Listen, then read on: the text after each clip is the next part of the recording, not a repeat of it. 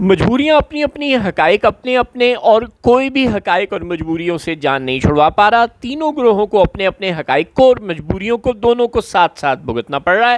بسم اللہ الرحمن الرحیم. خواتین و حضرات السلام علیکم. آج مطیع اللہ جان صاحب کو انٹرویو دیتے ہوئے افضال عظیم پاہٹ صاحب نے، جو کہ شہباز شریف کے خلاف لاہور سے 2024 کے الیکشن میں لڑے اور جیتے تھے، اور پھر فارم 47 کے کرشمے کی مدد سے شہباز شریف صاحب کو جتا دیا گیا اور افضال عظیم صاحب کو ہرا دیا گیا. انہوں نے بتایا کہ ایک مرتبہ لاہور ہائی کورٹ میں وہ وکیل ہیں، وکالت کرتے ہیں، تو ظاہر ہے وہ وہاں جاتے آتے رہتے ہیں اور ان پر بہت سے کیس بھی ہیں.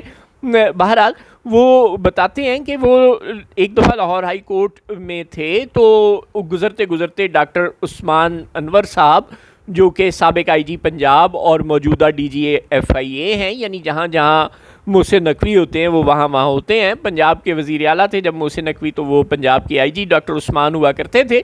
انہوں نے افضال عظیم پاہٹ صاحب کو بتایا کہ تم چاہے کچھ بھی کر لو، الیکشن تم نہیں جیت سکتے، اور تم چاہے 3.5 لاکھ ووٹ ہیں. ڈاکٹر عثمان انور صاحب نے ان کو بتایا کہ حلقے کے 3.5 لاکھ ووٹ ہیں، اور تم چاہے 3.5 لاکھ کے 3.5 لاکھ ووٹ بھی لے لو نا، پھر بھی تم جیت نہیں سکتے. جیتنا تو شہباز شریف نہیں ہے، اس لیے بہتر ہے کہ اپنے کیس واپس لے لو، نہیں لوگے تو بھگتو گے.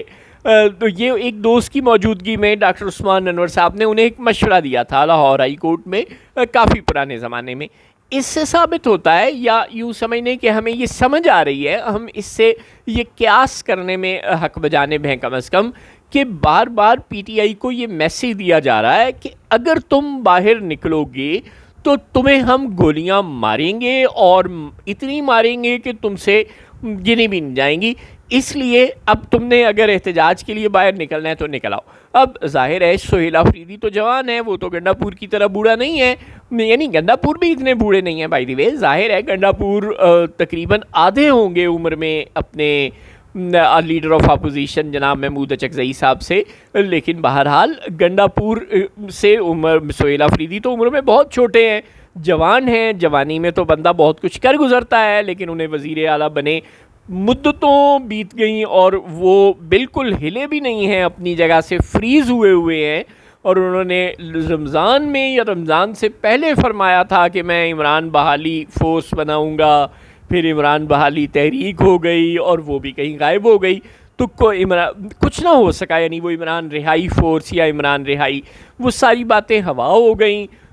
اپنے محمود اچکزئی صاحب، راجہ ناصر عباس صاحب، شاہد خاقان عباسی صاحب، مصطفیٰ نواز کھوکھر صاحب، اور بعد میں سلمان اکرم راجہ بھی ان کے ساتھ شامل ہو گئے. لیکن بہرحال یہ لوگ جا رہے تھے آزاد کشمیر، ان کو بھی روک لیا گیا، اور یہ محض 20 منٹ کے لیے سڑک پر بیٹھے ایک مبینہ اور سو کارڈ قسم کا دھرنا دے کر، اور پھر وہاں سے اٹھ کر آ گئے.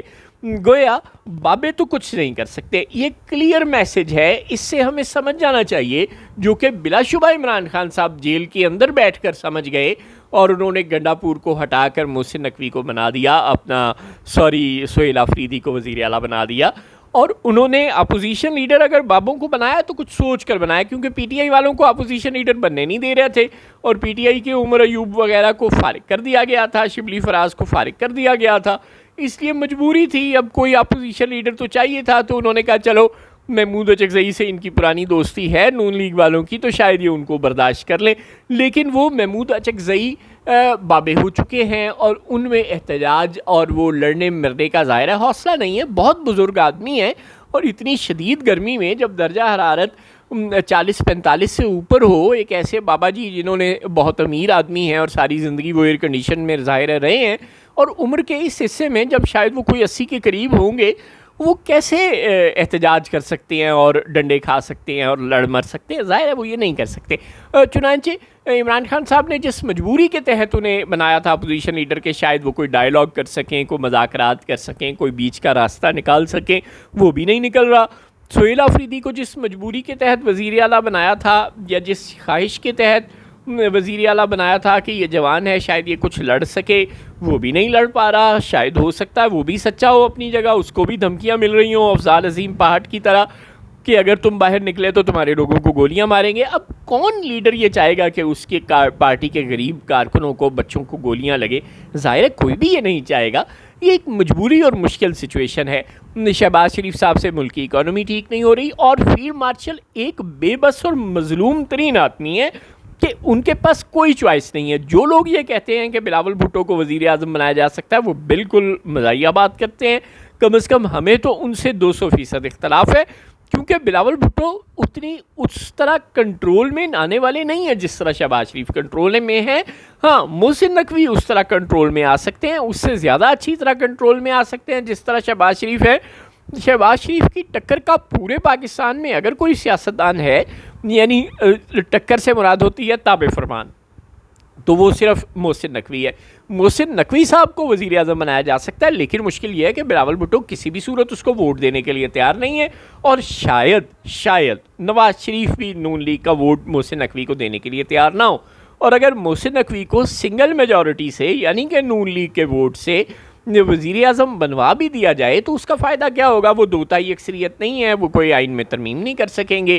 لہٰذا بلاول بھٹو اور پیپلز پارٹی کی شرکت آئین میں ترمیم کے لیے ناگزیر ہے, اور بلاول بھٹو آئین میں ترمیم نہیں کرنے دے رہے. 28ویں آئینی ترمیم میں جو فیسیلیٹیشنز اپنے لیے اسٹیبلشمنٹ چاہتی ہے وہ بلاول بھٹو دینے کے لیے تیار نہیں ہے. لہٰذا یہ بات کہ بلاول بھٹو کو وزیر اعظم بنا دیا جائے گا, اور سب سے بڑی بات یہ کہ اگر شہباز شریف سے پنجاب کے 12-13 بجٹ دے کر اور پاکستان کا 5واں بجٹ دے کر اچھا بجٹ نہیں بن رہا اور ملک کی معیشت درست نہیں ہو رہی, تو بلاول بھٹو نے کیسے ملک کی معیشت درست کر لینی ہے؟ پیپلز پارٹی کا تو نظریہ یہ آپ کو پتہ ہے بڑا خوفناک ہوتا ہے کہ تنخواہوں میں 50% اضافہ کر دو, اور جو نوکریاں ہیں وہ اندھا دھند سرکاری نوکریاں جیلوں میں بانٹ دو, نااہل لوگوں کو سیٹوں پر لگا کر اسٹیل مل جیسے PIA جیسے ادارے برباد کر لو, کسی کی کوالیفیکیشن نہ دیکھو, صرف GA بھٹو کا نعرہ دیکھو, اور اس طرح کی باتیں جو پیپلز پارٹی کرتی آئی ہے. کسانوں کو اندھا دھند گندم کی قیمت پر سبسڈی دے دو, اور پھر جب پیسے کم پڑ جائیں تو نوٹ چھاپ دو, نتیجہ یہ کہ کرنسی اور ڈی ویلیو ہو جائے گی. پھر IMF کہے گا کہ بھائی پھر اپنی معیشت بھی خود ہی چلا لو, ہم سے نہیں چلتی. گویا یہ بلاول بھٹو کو لانا نہ معاشی طور پر فیزیبل ہے, اور اگر آج آپ میں سے کسی کو اتفاق ہوا ہے بلاول بھٹو کی تقریر سننے کا, تو انہوں نے بھی بڑی عجیب و غریب قسم کی گفتگو, انہوں نے اسٹریٹ آف ہارمز کو خامخواہ انڈس واٹر ٹریٹی کے ساتھ منسلک کر دیا.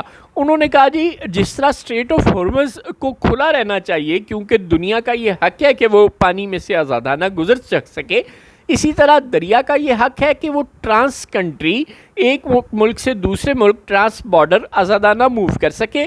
تو انڈیا کو جس طرح پاکستان میں آزادی سے انڈس ریور کا پانی آنے دینا چاہیے, بیاس ستلج راوی کا پانی آنے دینا چاہیے, ویسے ہی اسٹریٹ آف ہارمز بھی کھلا رہنا چاہیے.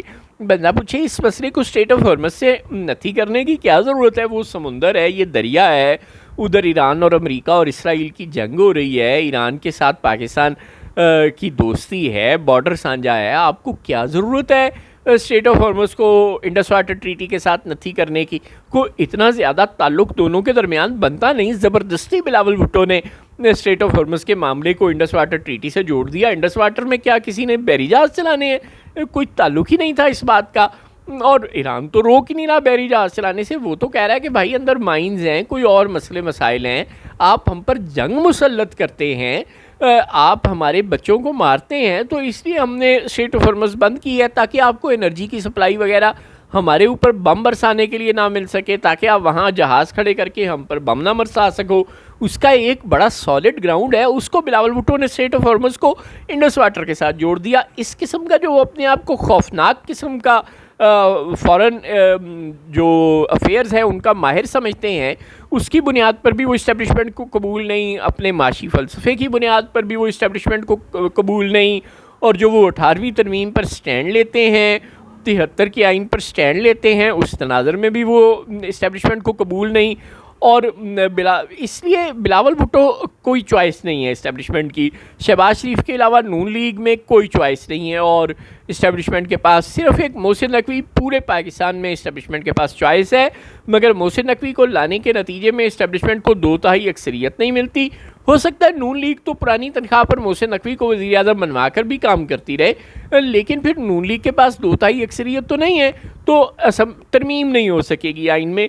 چنانچہ محسن نقوی والا کام بھی مشکل ہے. شہباز شریف کہیں نہیں جا رہے, PTI میں کوئی طاقت نہیں ہے, اس وقت شہباز شریف کو اپنی جگہ سے ہلانے کی، اسٹیبلشمنٹ کو پیچھے دھکیلنے کی، اپنا کوئی مطالبہ منوانے کی، سہیل آفریدی مکمل طور پر سرنڈر کر چکے ہیں۔ اس حالت میں ایک ہی چیز نظر آ رہی ہے کہ کشمیر کا معاملہ بد سے بدتر ہوتا چلا جائے گا۔ اللہ نہ کرے کہ ایسا ہو، لیکن جس طرح کشمیری ڈٹے ہوئے ہیں ایسے تو پاکستان کی تاریخ میں کبھی نہیں ہوا۔ عمران خان ایک آدھا دن تک، الطاف حسین ایک آدھا دن تک ہڑتال کروا لیا کرتے تھے جب یہ دونوں اپنے کلائمیکس پر ہوتے تھے، لیکن اس وقت تو بالکل مختلف صورتحال ہے۔ 3 ہفتے ہو گئے ہیں ہڑتال ہے، اور بڑی جابر اور ظالم قسم کی ہڑتال ہے، اور اسٹیبلشمنٹ بھی ٹس سے مس نہیں ہو رہی۔ جوائنٹ ایکشن کمیٹی کو دہشت گرد اور کالعدم قرار دے رہی ہے، اور جوائنٹ ایکشن کمیٹی بھی پیچھے نہیں ہٹ رہی، پورے کشمیری پیچھے نہیں ہٹ رہے۔ گویا کشمیری قوم سے ٹکر لینا جو بہت مشکل ہو گیا اسٹیبلشمنٹ کے لیے، یہ محاذرہ کسی بڑے خطرناک قسم کے سانے کی طرف جا سکتی ہے۔ محمود اچکزئی اور ناصر عباس کو وہاں جانے نہیں دیا، سہیل آفریدی کو خیبر پختونخوا سے کسی نے نکلنے نہیں دینا، اور مولانا فضل الرحمان لے دے کے ایک بچتے ہیں، انہوں نے آفر کی تھی کہ کوئی مذاکرات وہ کروا دیتے ہیں، ان کو بھی حکومت نے گھاس نہیں ڈالی۔ چنانچہ کرائسس تو بڑھ رہے ہیں، سیاسی کرائسس بگڑ رہے ہیں، اور اسٹیبلشمنٹ اپنی ضد میں اڑی ہوئی ہے، نون لیگ اپنی ضد پہ اڑی ہوئی ہے، اور پی ٹی آئی جس قسم کا کوآپریشن کرنے کی یا آگے بڑھنے کی یا احتجاج کرنے کی کوشش کرتی ہے، اس کی ہر کوشش کو مات دے دی جاتی ہے۔ بلوچ خواتین کو مارا پیٹا جا رہا ہے، بار بار مارا پیٹا جا رہا ہے۔ جب سے ڈاکٹر مارنگ کو 14 سال قید کی سزا سنائی ہے، اب اس کو ہفتوں ہونے والے ہیں، 1 ہفتے سے اوپر ہو گیا ہے، اور بلوچ خواتین بار بار باہر نکلتی ہیں، بار بار وحشی جنگلی پولیس سرفراز بگٹی کی ان کو مارتی ہے۔ یہ جو بے شرمی اور ڈھٹائی کی روایات ہم قائم کر رہے ہیں، ماؤں بہنوں بیٹیوں پر پولیس تشدد کی روایات جو ہم قائم کر رہے ہیں، یہ پاکستان کو کسی بڑے سانے کی طرف لے جا رہے ہیں ہم، اور پوری کوشش سے لے جا رہے ہیں۔ بہرحال اللہ نہ کرے کہ ایسا کچھ ہو، لیکن کم از کم سرکار، شہباز شریف اور اسٹیبلشمنٹ مل کر پوری قوت سے، پوری توانائی سے، پوری محنت سے ملک کو کسی سانے کی طرف لے جانے کی کوشش میں لگے ہوئے ہیں۔